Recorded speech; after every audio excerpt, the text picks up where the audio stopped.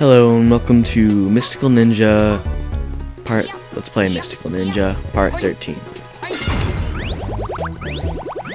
And this is a little power-up room I found where we just kind of get some money and refill our health gauge, which you should never need to do in this game, but I'm not doing a very skilled run here, if you haven't already noticed. Jump ropes. Luckily, they will never reappear in this game, which is always nice.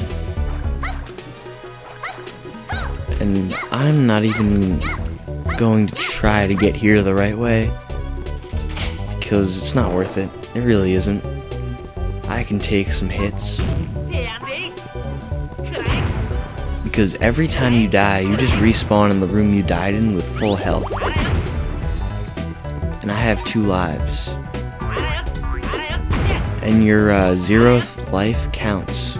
So I'm just set. I mean, I don't even need more lives. This game isn't hard at all. I know I've said this plenty of times, but it's not hard. So if you have any worries about this game's difficulty, just don't. Just play it. It's a fun game.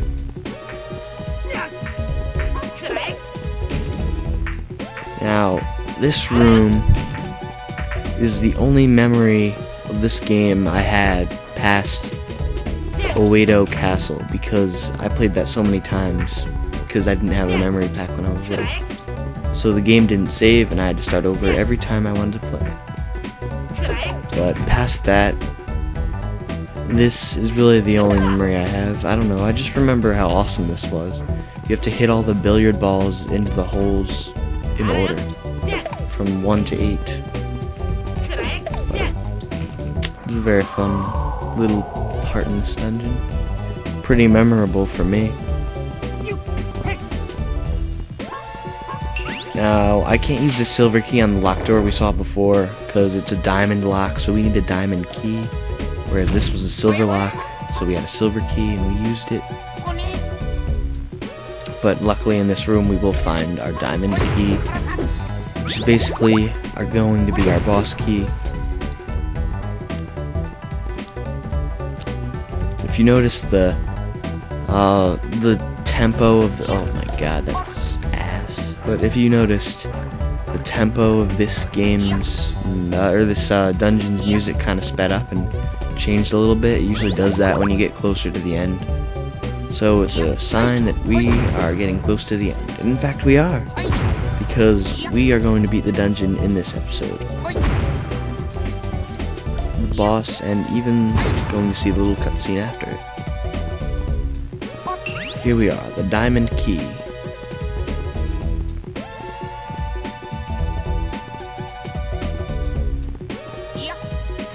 Oh, that's awful.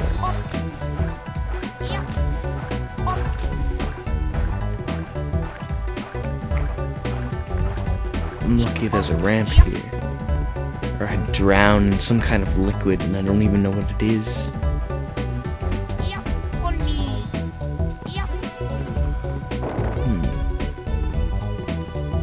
Who designs these castles? Yup, right there, I want a giant billiard ball room. A couple chicken nuggets in that room over there. There's another one of those, 2 of them, 2 of those useless chicken guys that run around waiting to die. See, diamond lock plus diamond key equals Ibisumaru's hypnotic dance, obviously. Don't even try to figure out the boss's name.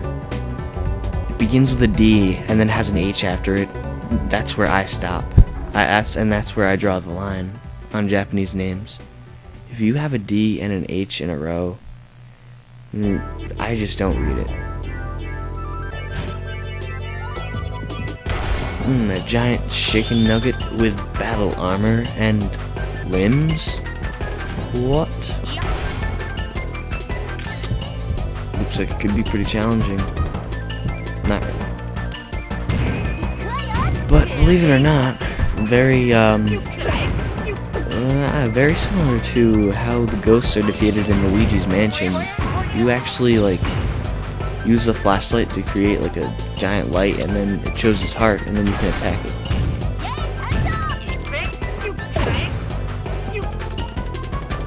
But in Luigi's Mansion, when you see the ghost's heart, you suck him up in a vacuum. You don't hit him with a pipe. So there are a few differences here and there, but if anything, Luigi's Mansion copied this because obviously it came out after this.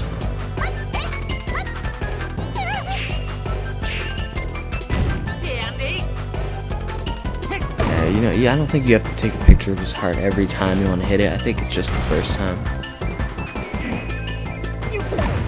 But the game never explicitly tells you that you need the camera to beat it, but there are certain parts in Ghost Toys Castle where you need it, and you obviously need it for the boss. So I never had trouble with that, thankfully, but just don't forget to pick up the camera. It'd be a problem.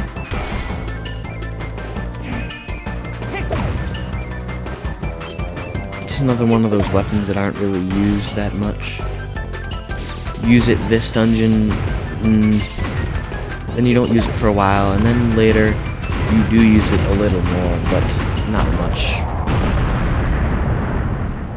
And the battle armor chicken nugget has been defeated, and we get the sun.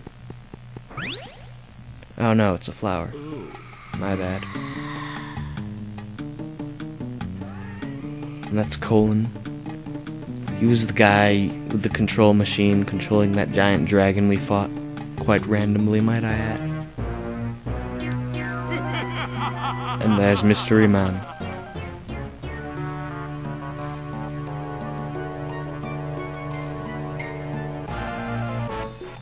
Leader of the Peach Mountain Shoguns. Oh my god, he's singing. Oh my god, he's still singing. Shut up. You're a hologram.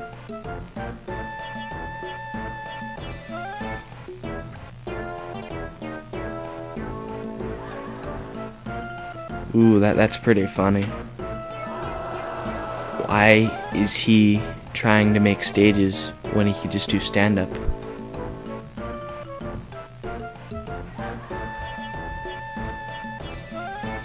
Oh, that's great. Now he's just gonna call us whatever he feels like it. What a fag. He's just gonna make up names because he's too lazy to memorize the ones that we have. Too impolite to ask us what our names are. And Goemon gets named Fernandez.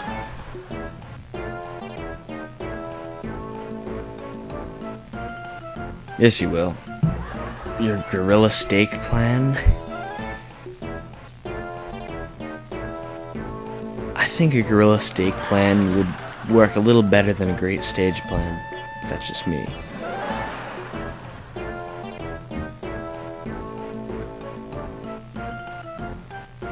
So, the next part of the game, we'll be getting to the Chugoku region. So, we'll just get there, and that'll end the episode. So, now we're outside of the castle, and we will have a short intermission before the third dungeon. And I'll cut this little part out right here. This stupid little dragon scene. You don't need to see that. And so I'm pretty sure we can get to the Chugoku region just by, I think it's through one of the doors we haven't gone through yet in Zaizen Town.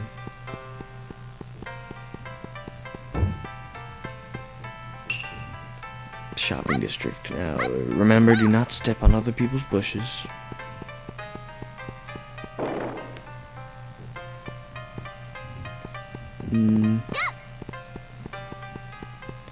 Yeah, it's definitely in this part. with all the doors. Yeah, the one with the golden temple and stuff, and there's 2 doors we still haven't gone through yet. One will be towards the very end of the game, and one will be right now. I think it's this one. Yes. Now, if we tried to go through that door before this, it would have been locked. Who closed that door? Oh, safety shopper system? You're cool, faggot. Alright, see you next time.